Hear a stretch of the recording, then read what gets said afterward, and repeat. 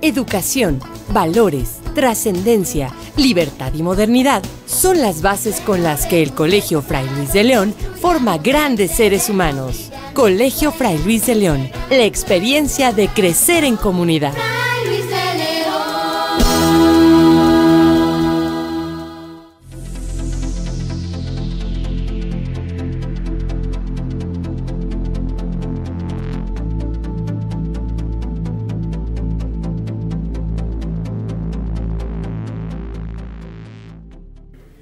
Buenas tardes, bienvenidos a Valores de Acero a través de Visión 10 y de ceartn.com. Es Valores de Acero, un programa en donde vamos viendo lo que vivimos cada día desde una visión positiva.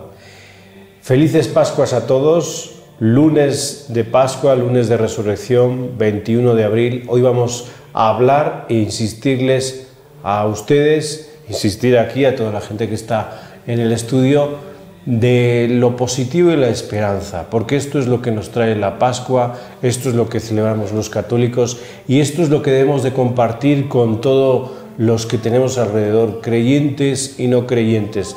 Los católicos estamos alegres porque Cristo ha resucitado y con Cristo, pues y con esta resurrección hay esperanza. Todo tiene un sentido. Para hablar de la esperanza, para hablar de la alegría, pues se encuentran con nosotros dos jóvenes. Hoy lo vamos a hacer de una manera especial. Es Pascua y en esta tarde, aquí en Santiago de Querétaro, queremos que nos compartan Mario, bienvenido, Mario Sánchez Peña, bienvenido. Gracias. Y Gustavo Real Castellanos, bienvenido. ¿Qué tal? Buenas tardes. Buenas tardes. Bueno, pues vamos aquí a estar hablando y compartiendo con nuestro público. Bueno, a ver, yo quisiera, Gustavo, que me dijeses... ¿Cómo vive un joven pues, unas vacaciones de Semana Santa? Vamos a ponerlo así, ¿no? Vacaciones y Semana Santa. Un joven normal, un joven como Gustavo, ¿cómo los vive? Bueno, normalmente los jóvenes no nos preocupamos mucho por el verdadero significado que tiene la Semana Santa, tristemente. Y pues a veces nos preocupamos más por relajarnos, por salir o por hacer otras actividades. Somos, bueno, me considero yo también poco los jóvenes que realmente entendemos el verdadero significado que es la Pascua. Para mí lo más importante de la Pascua es la esperanza y el perdón. Y bueno, pues intentar sobre esto vivir la Semana Santa como se debe de vivir, ¿no? Ojo. Gustavo está en Querétaro, vive en Querétaro, Mario está en Tequisquiapan. Mario, ¿Cómo se vive en Tequisquiapan? ¿Cómo la juventud de Tequisquiapan y de toda esa zona puede vivir la Semana Santa? ¿Cómo han vivido toda esta semana? Y sobre todo, ¿cómo se llega a la Pascua? ¿Los jóvenes de Tequisquiapan tienen esperanza? Pues desde mi comunidad creo que sí la tienen. Utilizan este tiempo para divertirse, para estar con la familia, para celebrar las ceremonias de cada día, ¿no? Prestar ese tiempo para reunirse en familia y convivir como el núcleo de lo que es nuestra fe. Bueno, estamos hablando de la esperanza, estamos ya como he dicho al principio, en la semana de Pascua, pero bueno, hemos llegado a esta Semana Santa por una cruz, y la cruz que está viviendo hoy el país es una cruz de violencia, de muerte. Los jóvenes, Gustavo, son indiferentes ante las situaciones sociales y ante la política que se vive en el país. Creo que el contexto en el que estamos hoy, los jóvenes no somos tan indiferentes como éramos igual ya hace 20, 30 años. Todavía falta mucho interés de nosotros, pero poco a poco ha sido mayor la colaboración de los jóvenes. Cada vez estamos más involucrados en la política y más interesados en las decisiones que toman los gobernantes. Mario, así como están involucrados en la política, que nos decía y nos ha dicho muy bien, ¿no? Hubo un tiempo que no, ahora parece que se involucra en la política. ¿El joven se involucra en lo religioso? ¿Hay jóvenes en las iglesias católicas? Pues ahora creo que ha disminuido, ¿no? Se involucran más por las redes sociales, por los chismes que hay, se involucran más por la imagen que den a gente de fuera y se preocupan poco por lo que pasa en nuestro país, poco por las decisiones que toman nuestros candidatos, poco por las necesidades que hay en México, ¿verdad? La iglesia es idealista, la iglesia que ven los jóvenes es idealista, es la que tiene que vender las cosas para dársela a los pobres. ¿O qué iglesia quiere un joven como Mario? ¿Qué iglesia pide un joven como Mario? Pues bueno, creo que los jóvenes se han un poco alejado, ¿no? Piensan que la iglesia tiene que satisfacer todas sus necesidades, pero los jóvenes piden una iglesia, creo que incluyente. Buscan una iglesia que ponga actividades pues en sus ámbitos, ¿no? Ya estamos en un tiempo en el que hablar de confianza es hablar de acercarnos, hablar como personas, humanizarnos y crecer en valores, que es lo que hace falta. Gustavo, ¿cómo te gusta a ti que sea la Iglesia Católica? Un joven del siglo XXI, ¿cómo le gusta que sea la Iglesia Católica? Bueno, yo creo que lo ideal para una iglesia católica sería ver a una iglesia comprometida, entregada a la sociedad, que se preocupe por llegar a cada vez más jóvenes y que se preocupe por hacer las cosas bien. Tú, Gustavo, vienes de una escuela católica, de un colegio católico. ¿Qué perciben ustedes en las aulas cuando se habla de religión y cuando se habla incluso de política? Esto está partido, o sea, yo hablo de religión y hablo de un Jesús que ama, pero de política, pues hablo de cultura de la muerte, de aborto, de eutanasia. ¿Qué es lo que se habla en un aula de un colegio católico? Bueno, pues es un, de repente, conflicto que se tiene, porque muchas veces la política no puede ir empalmada con la religión. En nuestras clases de religión, pues se nos enseñan y se nos implementan mucho los valores, y es algo muy, muy bonito, la verdad. Pero también a la vez pues tenemos clases donde tenemos que ver el contexto histórico de México y muchas veces pues sí se tiene que contradecir en cierta forma con la religión. Lo importante creo que es formar tu criterio y saber en qué está bien la religión y en qué parte pues entraría el contexto de la política.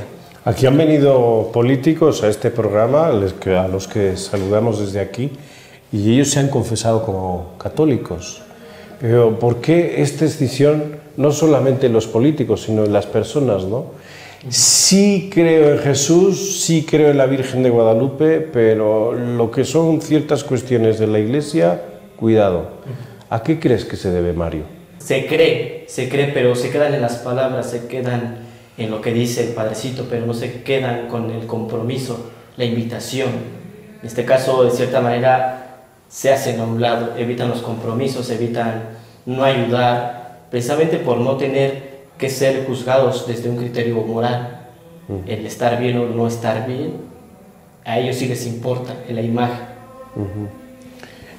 Gustavo, en Querétaro, cuando tú estás con tus amigos, cuando se habla de religión, ¿de qué se habla? Por supuesto que no vamos a describir aquí quiénes son tus amigos, pero sí las ideas, ¿no? ¿Se habla a favor, se habla más en contra, se habla de compromiso? ¿Qué? Sí, se habla de un compromiso a Dios. Muchas veces vemos a la religión como un tope que nos detiene en nuestra forma de ser, en nuestra forma de desenvolvernos en la sociedad, pero al final yo creo que lo terminamos viendo como una forma de vida por la cual es el verdadero camino a la felicidad. Sabemos que podemos experimentar muchas cosas, pero si no nos apegamos a nuestra religión y a nuestra fe, realmente nunca vamos a tener una felicidad que sea absoluta. Ok. Estamos en Pascua, estamos en tiempo de una experiencia pascual, una experiencia de encuentro y de cambio. Hay experiencias pascuales dentro de la iglesia. Una iglesia en Pascua, un ejemplo de una iglesia que tú ves que se ha transformado, de unos fieles que se han transformado. ¿Hay por ahí algún ejemplo? Pues sí, lo voy a hablar abiertamente desde la experiencia de los agustinos recoletos, ¿no? Y concretamente participamos en un grupo juvenil que trata de vivir el carisma, trata de tener esa experiencia con Dios y no quedarnos en las simples palabras de decir yo creo, sino yo creo y me comprometo, me acerco y voy caminando de la mano con las personas que quieren vivir. Ese es uno de los testimonios que a ti te llama más la atención. Me trae. ¿Y cómo le dirías tú a un joven que participase en esto que dices tú? Pues primero hacerse las preguntas si realmente como viven eso da sentido a su vida. Y de ahí partir a buscar una experiencia de cara a cara con Jesús, una experiencia que dé sentido a su vida, que dé pasión por vivir y querer ayudar a los demás. Gustavo, un testimonio que te haya hecho a ti efecto dentro de tu vida de una persona creyente. ¿El por qué creo?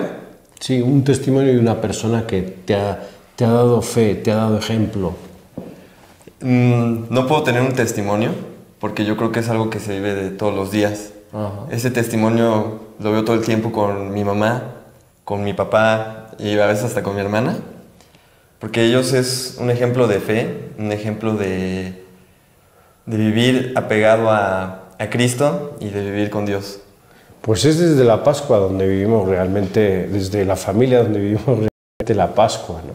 Y la Pascua es alegría, la Pascua es esperanza. Vamos a regresar en un momento hablando con Mario Sánchez Peña de Tequisquiapan y Gustavo Real Castellanos de aquí de Querétaro, y vamos a seguir compartiendo esto que llamamos Pascua, esto que llamamos alegría. Cualquier sugerencia, comentario, valoresdeacero@ceartn.com. Regresamos en un momento.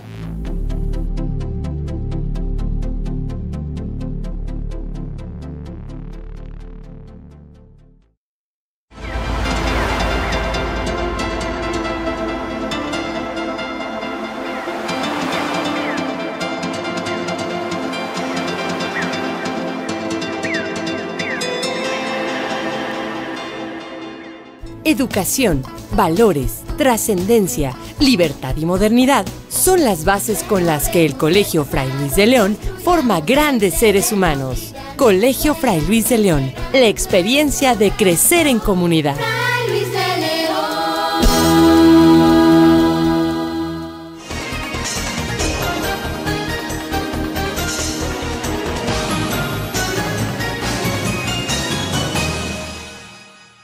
Bienvenidos hermanos y hermanas a su noticiero Las 5 del Hoy. Yo soy Eloy Saavedra y vamos con la información más relevante del mundo de la fe católica.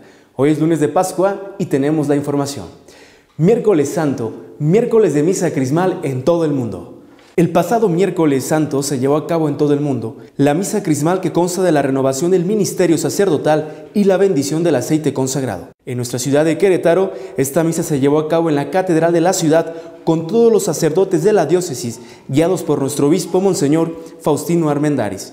En ella, 200 sacerdotes renovaron sus votos con Jesús y recibieron los santos óleos. El obispo subrayó a los sacerdotes que es importante que pongan su mirada en Jesús para que no se dejen llevar por sus propias ideas o por las tendencias de la sociedad, que llevan a vivir un estilo de vida secularizado, olvidando que son ungidos por Dios.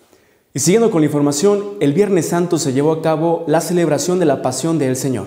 El pasado viernes, el Papa Francisco se postró en el suelo para rezar unos minutos al llegar a la Basílica de San Pedro antes de que comenzara el recuerdo de la Pasión de Cristo que se celebró el Viernes Santo. Este día, toda la Iglesia Católica se unió en penitencia, abstinencia y ayuno para conmemorar la Pasión del Señor. La celebración litúrgica conmemoró la muerte del Señor y se realizó también la celebración de la palabra que concluyó la adoración de la cruz y con la comunión eucarística consagradas el Jueves Santo. El Papa Francisco celebró el Via Crucis la tarde del Viernes Santo en el Coliseo de Roma. El Papa Francisco innovó durante el multitudinario Via Crucis que presidió la noche de este Viernes Santo en la explanada del Coliseo romano. El Via Crucis comenzó a las 9:25 hora local y el Papa lo siguió desde el Monte Palatino, en la parte alta de una antigua pared colocada justo enfrente al Coliseo. Una cruz de madera fue cargada por distintas personas a lo largo de cada una de las estaciones dispuestas, que fueron colocadas dentro y fuera del antiguo estadio romano. En cada parada se leyó una meditación. Todo el Via Crucis estaba caracterizado por una duplicidad, el dolor y la esperanza, las lágrimas y quien las seca, la experiencia del drama y de la valentía. Y en noticias Agustino Recoletos, las JAR, Movimiento Juvenil Agustino Recoleto, se reunió en diferentes partes del mundo para orar con la palabra de Dios. En estos días santos, las JAR compartieron experiencias de vida y celebraron la Pascua Juvenil. Estos encuentros tratan de dar seguimiento espiritual a cada joven que quiere compartir su fe y ser sensible ante las injusticias. Desde la interioridad agustiniana han descubierto que Cristo vive en cada una de sus vidas, que la fe no es un evento, sino un proceso que hay que cuidar en todas las etapas de la vida. Y hoy lunes recordemos que la Pascua para San Agustín no solo es la muerte y la resurrección del Señor. Para San Agustín la Pascua también es que nosotros pasemos de muerte a vida. Y para saber más sobre la enseñanza agustiniana, Fray Enrique Eguiarte Agustino Recoleto, presidente del Instituto de Agustinología de la Orden y autor de numerosos artículos y estudios sobre el obispo de Hipona, recomienda conocer a San Agustín para entender el verdadero significado de vivir y celebrar la Pascua. La Pascua para San Agustín era la fiesta de la vida. Hasta aquí la información más relevante del mundo de la fe católica. Queda usted muy bien informado. Recuerde escribir sus comentarios al correo electrónico las5noticias@seartn.com. Recuerde vivir una semana de Pascua alegre y en familia porque Jesucristo ha resucitado en nuestros corazones. Esto fueron las 5 del hoy. Los espero en nuestra próxima emisión.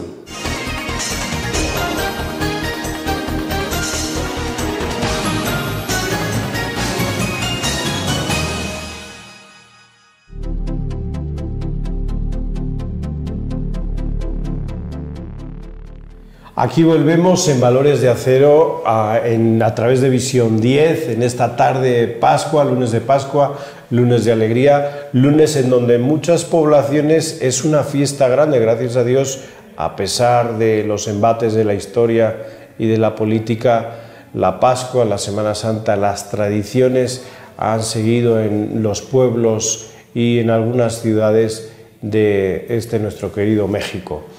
Gustavo, cuando hemos visto que algunos jóvenes han ido de misiones, incluso algunos lugares del estado de Querétaro, ¿las misiones se pueden confundir con turismo religioso, con turismo de pobreza, que hoy se llama? Eso depende mucho de la interpretación que le da cada joven. Las misiones tienen su valor y su objetivo, y muchos jóvenes, pues, lástima que lo vean como una forma de despejarse, tomar otros aires, cuando realmente se pierde el verdadero significado, que es ir a enseñar la palabra, ¿no? Entonces, yo creo que se puede confundir, pero muchas veces depende de los jóvenes, porque también hay jóvenes que realmente van a lo que van. Mario, hay por ahí jóvenes, y si no, familias que nos están viendo a través de Visión 10 y de seartn.com, que pues siguen en la Semana Santa. Hay jóvenes que no han visto aún la luz de la esperanza que es Jesucristo. ¿Qué le diría a un joven que tiene esta experiencia de Pascua, que ha pasado esa Semana Santa? ¿Qué le diría a un joven a esos otros jóvenes? Nada, hacerles la invitación a que se den un tiempo, primero que nada un encuentro con ellos mismos, que busquen en su interior realmente si son felices, si realmente lo que hacen les llena, si realmente eso cubre sus necesidades.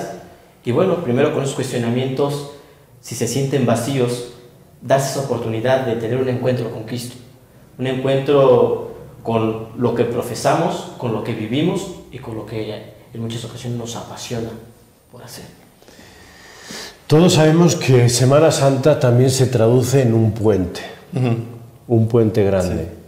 Un puente en donde hay que hablarlo, se da la bebida, sí. Se da el exceso de comida, se da incluso la droga. Un joven como Gustavo, ¿qué puede decir ante esta realidad que hay en otros jóvenes?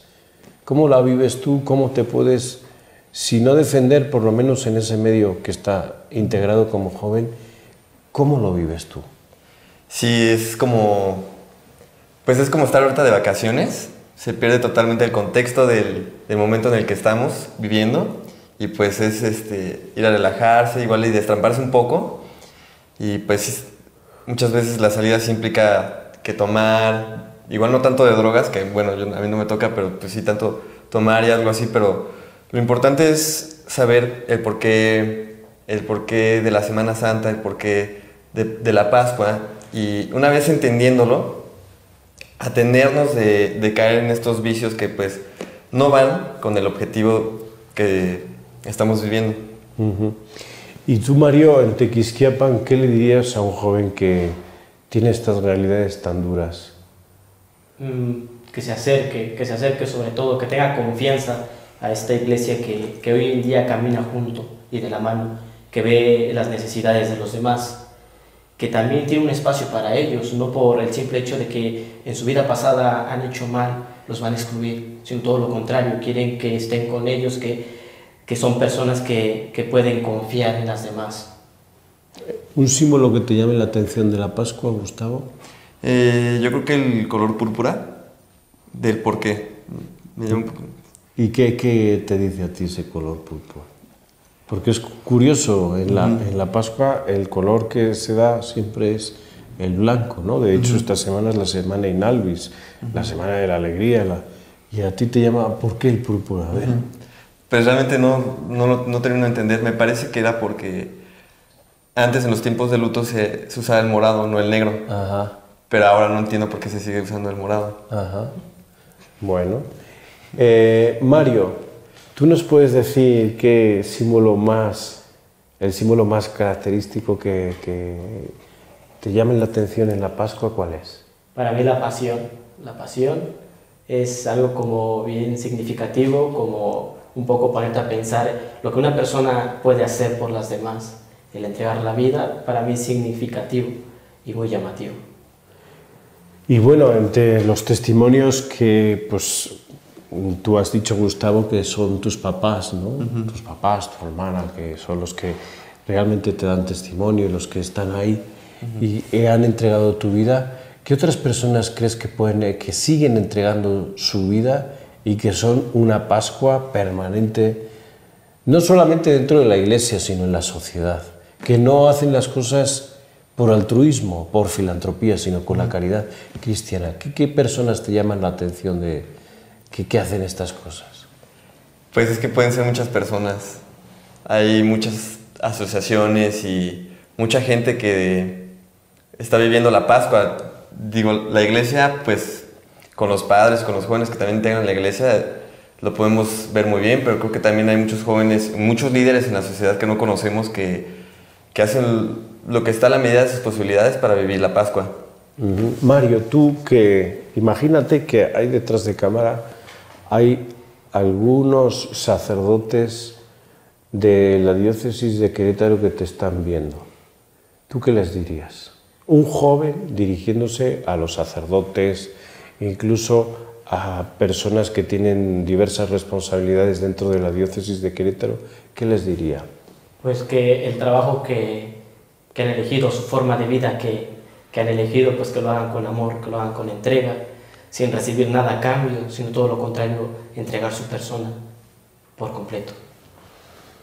En esta cultura de muerte que vivimos, Gustavo, en donde se defiende el aborto, la eutanasia y otros tipos de asesinatos, vamos a decirlo así, aunque suene muy fuerte, pero bueno, un joven, ¿qué hace? Defiende esta cultura de la muerte, se integra a ella, realmente está a favor de la vida, lo ve como una casuística. Gustavo, ¿cómo ve todos estos temas? Bueno, yo creo que la mayoría de los jóvenes que yo conozco seguimos estando en contra de la muerte, pero eso no lo puedo defender yo porque este es mi punto de vista. También hay puntos de vista de mujeres jóvenes que han sido violadas a los 15 años y ella no va a opinar lo mismo que yo puedo opinar sobre el aborto.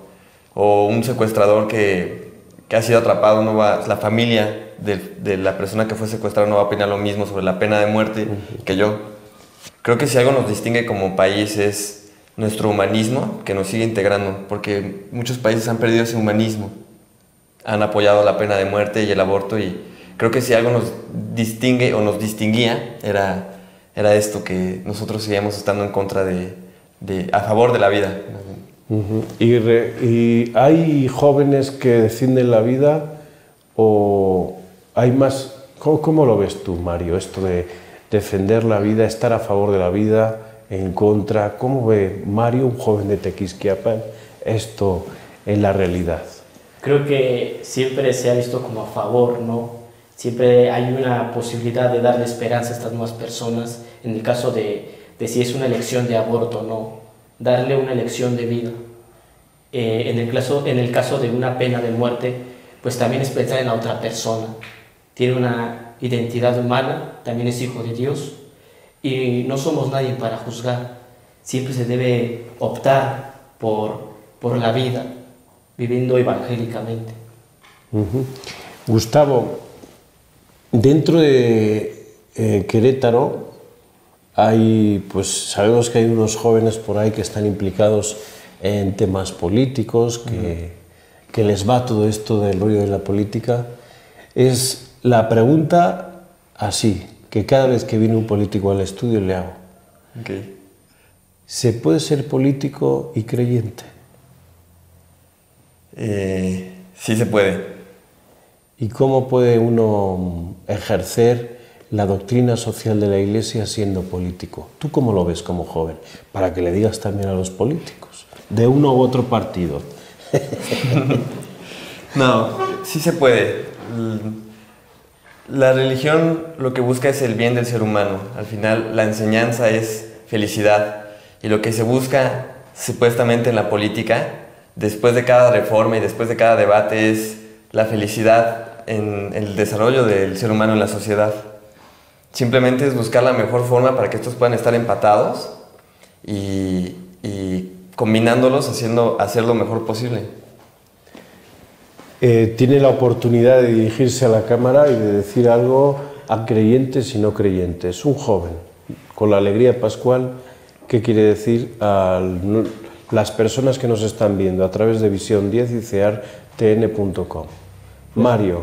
Decirles primero, sean creyentes o no sean creyentes, que busquen algo que les dé sentido a su vida, algo que los haga vivir realmente como personas humanas, que vean por los demás independientemente de si profesan una fe o no, ver por el otro, ver por uno mismo, por estar bien, y bueno, animar a que este mensaje se vaya pasando de voz en voz. Gustavo, ¿qué quieres decir a las personas con esta esperanza y alegría pascual? ¿Qué quieres decir a todas las personas que nos están viendo? Bueno, es un tiempo de esperanza. Hay muchas veces que las cosas se van a poner difíciles, que dan ganas de ya no continuar, que todo se torna oscuro y cuesta trabajo encontrar un motivo para seguir adelante. Seas creyente o no seas creyente, creo que siempre va a haber un motivo, si lo ves en Dios o donde lo veas, para seguir adelante y darte cuenta de que siempre puedes tener la frente en alto y seguir luchando por eso que te mueve. Pues muchísimas gracias, Gustavo, Mario, gracias por compartir en este lunes 21 de abril, emitiendo en Visión 10 a través también del Centro de Espiritualidad Agustino Recoleto, que está aquí muy cerquita, al lado del Colegio Fray Luis de León, que ustedes bien conocen. Felices Pascuas a todos, ahora sí podemos decir felices Pascuas, Pascuas de Resurrección. Jesús es el sentido de nuestra vida. Con la Pascua cambia la percepción de las cosas. Hay esperanza y alegría a todos los voluntarios y todos los que hacen posible que este centro de espiritualidad siga aquí en pie y retransmitiéndose a través de este canal. Felices Pascuas a todos y sobre todo a ustedes que nos ven, pues muchísimas gracias. Sigan difundiendo nuestro canal a través del Facebook, a través de la red, y seguimos aquí unidos, seguimos compartiendo. Seguimos con el cuarto grado. Buenas tardes, felices Pascuas.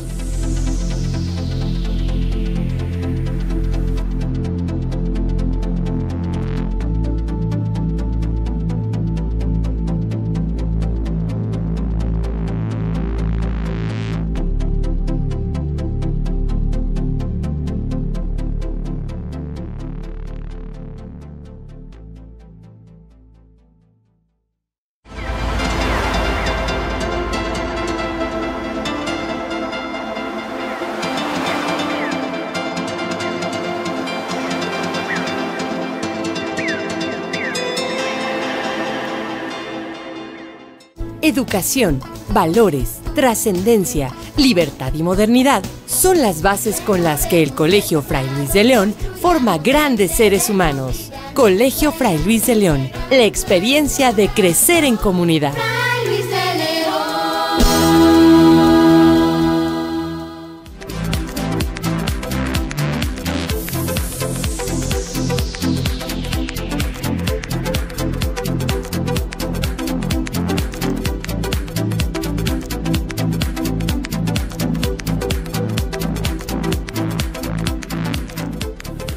Hola, ¿qué tal? De nuevo aquí en el cuarto invitado junto con todos ustedes. Estamos Connie, Lucero, muy buenas tardes. Hola, muy buenas tardes. Es un gusto estar aquí con ustedes otra vez. Y pues bueno, hoy tenemos una súper invitada, la licenciada Leticia Moras. Leti, ¿cómo estás? Hola, ¿qué tal? Bienvenida, Buenas tardes. Leti. Muchas gracias. Gracias muy por estar amable. con Gracias, muy contenta. Quisiera presentarles un poquito del currículum de nuestra querida invitada, porque la verdad es que el tema es muy interesante y ella está muy dentro de este tema. Primero, ella tiene un máster en orientación de la familia de la Universidad de Villanueva, España. Está estudiando la maestría también en este momento en Ciencias de la Familia e imparte cursos en el AR y forma parte de la mesa directiva. Ella es una persona que sobre todo trabaja mucho con jóvenes, ¿no, Leti? Trabaja mucho con jóvenes, con adolescentes, el apoyarlos, el guiarlos. Y bueno, cuando le invitamos, creo que la parte más importante de ella fue decir, oigan, los chavos no son los que realmente tienen el problema viene de atrás y lo principal, ay mosquito, y lo principal es trabajar en eso, en lo que viene antes de. Claro. ¿No, Leti? Así es, sí. Leti, y entonces ya como para entrar en materia y sin más preámbulo, quisiera yo preguntarte, si abrimos este tema hablando de la comunicación en la familia, ¿por qué abrimos con comunicación si es un tema ya de por más muy trillado? Claro, la comunicación es un tema ya muy hablado y justo yo creo que la pregunta es ¿por qué empezar por aquí, no? Claro. Definitivamente hay que decirlo y así es, la comunicación es como la sangre para el corazón en el matrimonio. Y como decías al principio con toda la razón, lo que está sucediendo hoy pues no nos puede dejar impávidos. Claro. Hay muchos problemas, tenemos muchas situaciones muy difíciles que se están generando con todo dolor desde la familia. Claro. Hay fenómenos como el bullying, como el aborto, muchas cosas que nos están haciendo mucho daño, pero hay que buscar siempre el origen de estos males. Hay que irse para atrás. Reflejo. Los chavos son el Los reflejo. podemos estudiar, Claro. estudiar por qué las adolescentes están quedando embarazadas y por qué están abortando, ¿no? Claro. Podemos ver eso, pero hay que irse al fondo. Y la verdad es que hablamos mucho de ellos y decimos que qué barbaridad, que los jóvenes, pero ¿quién está educando a los jóvenes? Claro. Nosotros, como padres. Sinceramente, a los matrimonios nos está faltando, no estamos poniendo todo el esfuerzo debido. Hace mucha falta tener mucho más conocimiento de lo que estamos haciendo por la época, ¿no? Y tenemos que estar mucho más pendientes de nuestros hijos. ¿Sirve mucho el alcoholímetro? Sí, perfecto, pero más bien hay que prever y prevenir, ¿no? Claro. Y decirles que más bien no hay que tomar tanto, ¿no? En base a esto que me estás diciendo, ¿quién enseña a la pareja a comunicarse? Claro. ¿Quién le dice, quién nos enseña, cómo sabe la pareja qué es comunicación? Porque una pareja cuando vive junta, cuando se casa, cuando forma un matrimonio, puede pensar que con el simple hecho de estar sentados a la misma mesa ya se están comunicando. Claro. Hay parejas que no se saben ver a los ojos, hay parejas que solo se comunican a gritos. ¿Cómo podrías clasificarnos para la gente que nos está viendo, que se está identificando con creo que yo hace un mes que no le digo la palabra a mi marido. ¿Qué tipo de comunicación hay en la pareja? ¿Cómo se da? ¿Cómo podríamos identificarla? Claro. Bueno, en primer lugar, el ejemplo que hemos recibido de nuestros padres es muy fuerte. Eso determina mucho las actitudes de una persona en un futuro, de un adulto. Pero bueno, aquí hay muchas cosas que tenemos que hablar un poquito antes de decir cómo aprender a comunicarnos bien, ¿no? Ha habido algunos problemas, nos hemos alejado mucho de la moral, nos hemos alejado mucho de ser mejores personas, de las virtudes, y entonces eso nos ha llevado a un empobrecimiento personal. Y entonces si yo no me enriquezco, no me puedo dar al otro, no me puedo comunicar y ver la riqueza del otro, ¿no? Entonces, antes de decir quién nos puede enseñar, cómo podemos tener comunicación, en un matrimonio hay que ver por qué la comunicación está funcionando bien, ¿no? Hay que ver por qué no nos estamos comunicando, por qué no podemos hablar, por qué puede pasar una semana y tú y yo podemos estar enojados sin hablarnos, ¿no? Ahí hay que ver que, como tú decías, no hay específicamente alguien que nos enseñe a comunicarnos. Hay que poner el ser, hay que garantizarle amor al otro y entonces podremos aprender a comunicarnos, ¿no? Hay muchos factores que ahorita me imagino que veremos que pueden ayudar a que un matrimonio se comunique mejor. La mala comunicación en un matrimonio es la punta del iceberg, en realidad, es eso, ¿no? Hay que ver a fondo, abajo, qué hay. ¿Y cómo lo detectas? O sea, cómo ya estás inmerso en un matrimonio. Nos están viendo señoras, parejas. ¿Cómo lo detectas? O sea, ¿cómo puedo saber yo si esta manera de vivir es lo normal o algo está sucediendo? Claro. Más bien es como yo me sensibilizo ante este problema, porque puedo pensar que con estar sentados comiendo en la misma mesa, la misma comida, pues estamos bien. Nos comunicamos de alguna manera. ¿Cómo puedo detectar ese problema? ¿Es un tiempo? O sea, híjole, cuando ya tienes una semana sin hablarme, algo está pasando, es un mes, es un año. Claro. Gracias a Dios tenemos mucha inteligencia. Los seres humanos podemos conocer a la luz de la razón la verdad y lo que está sucediendo. Entonces, cuando uno detecta que, en primer lugar, en el matrimonio nos está invadiendo la tristeza, el mal humor, los gritos, los fracasos de todo tipo, ¿no? Y va a haber problemas porque las personas siempre rozamos, pero cuando no hay una buena comunicación todo se complica.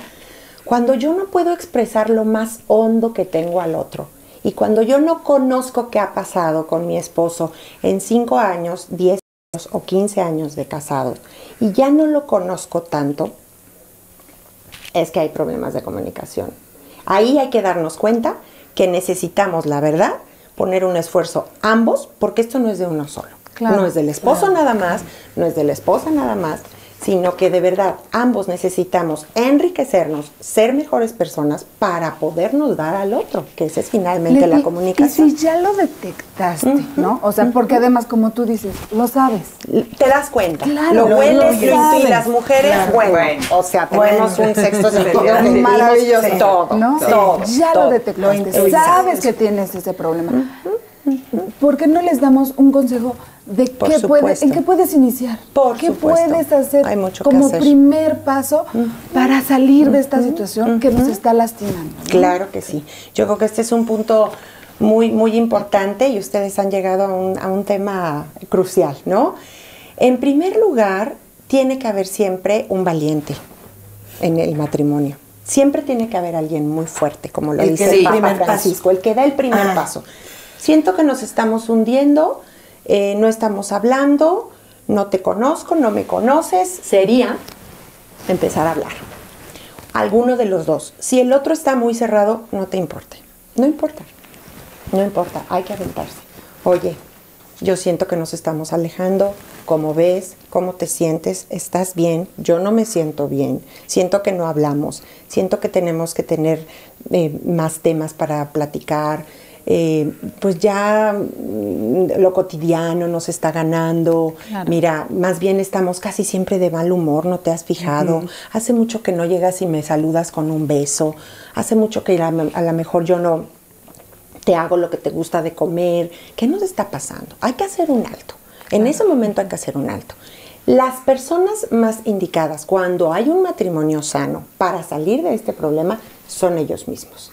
Primero ellos, primero la esposa, el esposo. Estoy de acuerdo. Si no, si hay un impedimento muy fuerte, por ejemplo, si el esposo tuvo muchos problemas en su infancia, si le pegaban mucho, si le gritaban mucho y él no puede comunicarse, hay que buscar un especialista. Hay que buscar un especialista que nos ayude. Hay que buscar a un orientador familiar, que el orientador familiar lo trate o lo canalice, ya sea con un especialista en psicología o en psiquiatría, ¿no? O sea, el problema de la comunicación, insisto, es la puntita del iceberg. Hay que buscar abajo qué está pasando. O lo primero, a lo mejor, es que hay muchas vías, hay muchas cosas. O a lo mejor lo primero será que yo sé que te lastimé hace muchos años y te tengo que pedir perdón. Claro. Y por ahí empezar por ahí, ¿no? Empezar por ahí. Hay que empezar por ahí. Pedir perdón borra, quita y hace que otra vez haya una página blanca para volver a construir nuestra vida, nuestro cariño. Entonces se puede empezar por ahí. Oye, yo sé que hice esto, perdóname. El perdón no es humillar, no es hacerse menos. El perdón engrandece a las personas. Ay, yo creo que esto está bellísimo. Está Nos vamos a ir a un muy corte. interesante. Regresamos. No se vayan. No se vayan.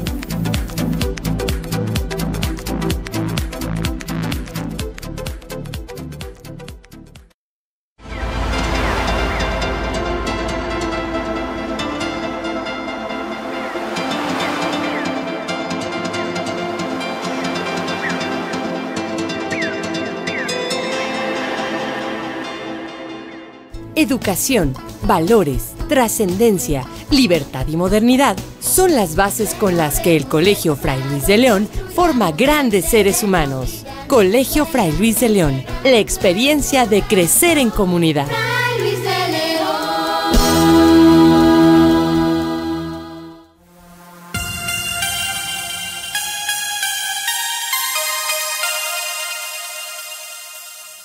Me da mucho gusto saludarles, soy Fray Enrique Guillarte de los Agustinos Recoletos con esta cápsula de San Agustín.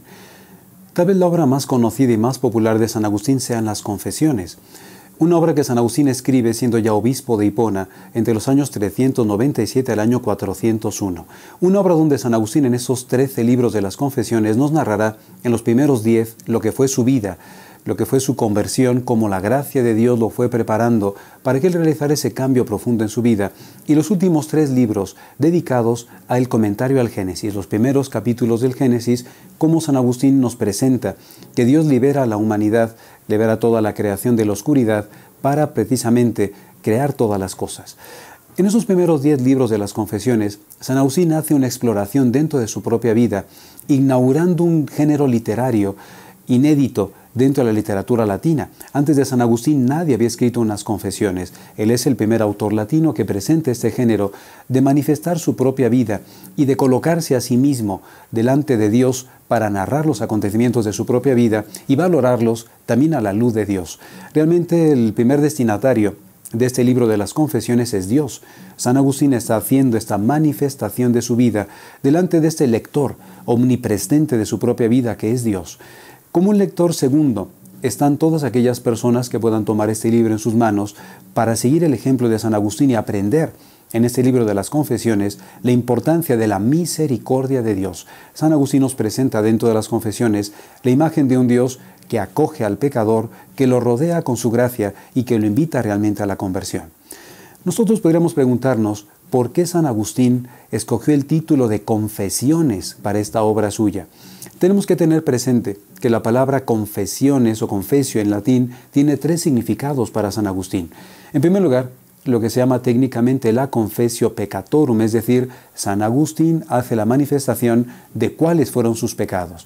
Sabemos que los contemporáneos de San Agustín, especialmente sus enemigos, lo atacaban y lo acusaban de muchas cosas que él no había hecho. Por lo tanto, en un sentido apologético y de defensa, San Agustín manifestará con toda verdad y sinceridad cuáles fueron sus pecados. No tiene vergüenza San Agustín en manifestar cuáles fueron sus caminos equivocados para subrayar sobre todo cómo la gracia de Dios lo rescata de esos caminos equivocados para llevarlo al encuentro con Jesucristo. Por lo tanto, la palabra latina confesio tiene este primer sentido, que es el primer tema que está presente en las confesiones. Él manifiesta sus pecados no para quedarse en el pecado, sino para presentar cuál es el Dios en el que él cree, que es el Dios del perdón. En segundo lugar, la palabra confesio en latín significa la alabanza. San Agustín quiere engrandecer y alabar a Dios por las maravillas que él ha hecho en su vida. Reconoce San Agustín que la línea continua que acompaña toda su existencia es el amor de Dios, un amor de Dios misericordioso que lo invita a la conversión. Realmente San Agustín es el santo del amor de Dios porque descubre que toda su vida está bañada y empapada, arropada dentro de esta dimensión del amor de Dios, y ese amor de Dios es lo que lleva a San Agustín a realizar un cambio en su vida. Por lo tanto, el segundo sentido de esta palabra confesio es la alabanza que él presenta a Dios, y por esa misma razón, dentro de las confesiones, tenemos muchos textos de los Salmos. San Agustín va alabando a Dios, siguiendo las mismas palabras de la Sagrada Escritura, las palabras recogidas dentro de los Salmos. Y un tercer sentido que puede tener la palabra confesio es la propia profesión de fe. San Agustín hace una profesión de fe en el Dios en el que él cree. Y el Dios de San Agustín es precisamente el Dios que es Padre, que es misericordioso y que acoge al hijo pródigo que quiere volver a casa. Por lo tanto, en todas las páginas de las confesiones tenemos esta imagen de Dios, un Dios que arropa al hijo con la misericordia y que lo invita a la conversión. San Agustín mismo reconoce que dentro de su época la obra que más gustaba a sus lectores y la obra más popular, digamos, de San Agustín fueron las confesiones. Hoy todavía, a cada uno de nosotros, leer las confesiones es mirar a través de un espejo la vida de San Agustín, que se convierte para nosotros en una invitación a reconocer por una parte nuestros propios pecados, en segundo lugar, a alabar la misericordia de Dios y en tercer lugar, a hacer nuestra profesión de fe en ese Dios que se acerca al pecador y que lo rescata de su miseria, envolviéndolo con la gracia en Jesucristo.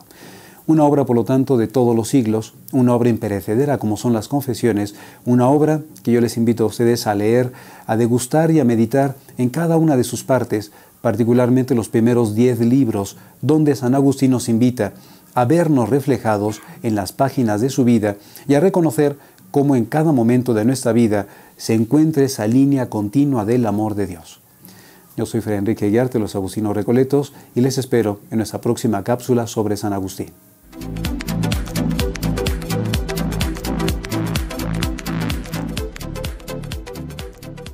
Bueno, ya estamos de regreso. Perdonen la tardanza, pero estamos hablando del perdón. Entonces, pues empezaremos. Empieza con el perdón. Perdóname. Perdóname con permiso. Ahorita, Con permiso. Con su permiso.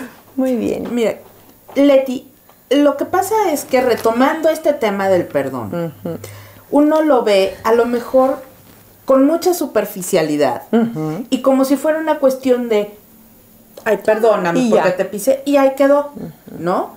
Cuando en realidad es un proceso. ¿Cómo lo ves tú? Claro que sí. ¿Qué tienes que decir? Sí, el perdón cuesta. El perdón Claro. cuesta mucho trabajo. No es fácil decir, ya, perdono y olvido. El cerebro graba las imágenes, graba las ofensas y se quedan ahí muchas veces, ¿no? Y es una lucha. El perdonar es empezar a luchar con lo que nuestra existencia humana se resiste a olvidar, porque nos lastimaron. Y esa es una reacción normal. O sea, el hombre quiere sobrevivir, el ser humano quiere vivir y no quiere morir, ¿no? Sí, claro. Entonces, cuando se me hace una ofenda, cuando alguien me lastima, es normal y no nos tenemos que sentir tan mal porque soy mala, no se me olvida. No. Los recuerdos se van a seguir presentando, pero perdonar es un acto de libertad y de amor máximo. Claro. Porque yo uso toda mi capacidad para perdonar al que me ofendió. Y eso habla muy bien de la persona. Una persona que perdona, que puede perdonar de verdad, con cariño, porque tampoco te perdono ya. ¿Por qué? Fíjate que, perdón, Sí. No, sí, perdona. es que me llama mucho la atención esto del perdón, porque alguna vez, platicando con un fraile, que de alguna manera tenemos cerca, me decía que el perdón muchas veces no viene de ti, no lo brindas tú, lo tienes que pedir a través de Dios, porque a veces tú no eres capaz de lograr dar ese perdón. Tú lo tienes que pedir a Dios, que te dé ese don, como un don regalo para poder tú dar. Por supuesto, ¿no? claro que Entonces, sí. ¿cómo ves tú, Leti? Sabemos todas que hay cosas que son casi imposibles de lograr. Y luego volteas y dices, ¿cómo las hice? Es la gracia. Claro. Y para perdonar a alguien que me haya ofendido, por ejemplo, una infidelidad, que es una cosa muy fuerte. Hay un libro que les recomiendo, que se llama El pozo profundo de la infidelidad. Por ejemplo, cuando sucede una infidelidad, es tan fuerte lo que sucede que no tiene fondo el dolor, ¿no? Entonces, por ejemplo, para perdonar una cosa así tan fuerte, primero le tengo que pedir a Dios que me ayude.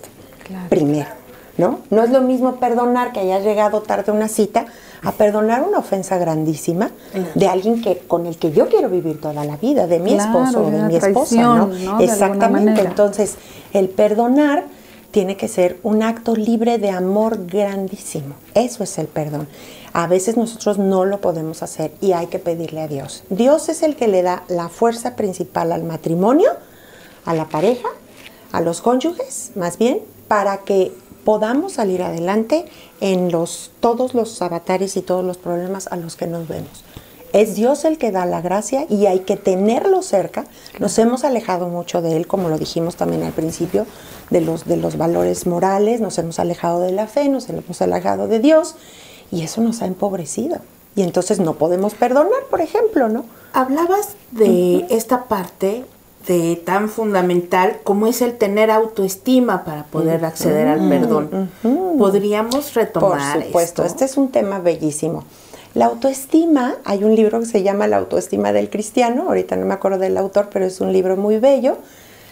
La sana autoestima es aquella que me permite estar en un equilibrio sano para reconocer mis cualidades y no aumentarlas, reconocer mis defectos y luchar para mejorarlos. Claro. Esa es una sana autoestima. Si no tengo una sana autoestima, o me voy a tirar al piso para que todo el mundo me levante, o voy a llegar diciendo que yo soy la octava maravilla y que nadie tiene el nivel que yo tengo, y eso sería un error gravísimo. Y muchas veces en el matrimonio se da. Aquí todo sale porque yo lo saco. No, a ver, ese comentario no sirve de nada. Más bien vamos viendo cómo está la repartición de las cosas y entonces podremos llegar a un equilibrio, ¿no? La autoestima le permite a la persona ubicarse en dónde estoy, qué soy, qué tengo que mejorar. La mejora es un proceso continuo de vida. Sí. Quien piense que ya terminó, le tengo una noticia a los papás, a los jóvenes, a todo mundo. El proceso nunca termina. Definitivamente. El proceso de automejora tiene que seguir. Claro. Entonces, la sana autoestima me dice, estás cometiendo este error, sé sincera, e hiciste este error, pide perdón para empezar de nuevo, ¿no? Entonces, habría que analizar cómo estamos, esposo, esposa, en conocimiento propio, en una sana autoestima, ¿no? Claro. Y que ya que dimos, perdón Leti que te interrumpa, ese primer paso de reconocer que debo pedir perdón, que debo de acercarme o de reconocer que cometí una falta que lastimó a quien yo decidí querer. ¿Qué sugieres? ¿Qué nos puedes sugerir al público para que una vez dando ese primer paso, ¿con qué podemos continuar? Algo que hemos perdido, no sé, ¿qué le podrías decir a nuestro público? Sí, para mejorar la comunicación, ¿no? Porque estás comenzando, el tema. pero ¿cuál es el camino? Claro, pues miren, hay una palabra que es la respuesta, no es sencilla, pero a todos se nos da y podemos hacerla, se llama amor, amor y primero amor. San Juan de la Cruz decía, donde no hay amor, pon amor para sacar amor. Aunque nos digan que qué cursis, que no importa. Eso tiene una sabiduría enorme. Bien cursis que somos. Somos bien cursis. Tiene una sabiduría esa frase de San Juan de la Cruz impresionante. Si yo me doy cuenta que ya pedí perdón y que la cosa parece un desierto, que ya no va a haber flores, o que estoy en un invierno verdaderamente en mi matrimonio, lo primero que tengo que hacer, y lo segundo y lo tercero, es poner amor. Muchas gracias por estar con nosotros. Gracias, Leti. Gracias a ustedes. Fue un placer. Gracias. Yo encantada. Lucerito. Gracias. Y bueno, encantada. la tarea, el amor. Trabajen. Bravo. El amor. Bye, nos vemos. Hasta luego.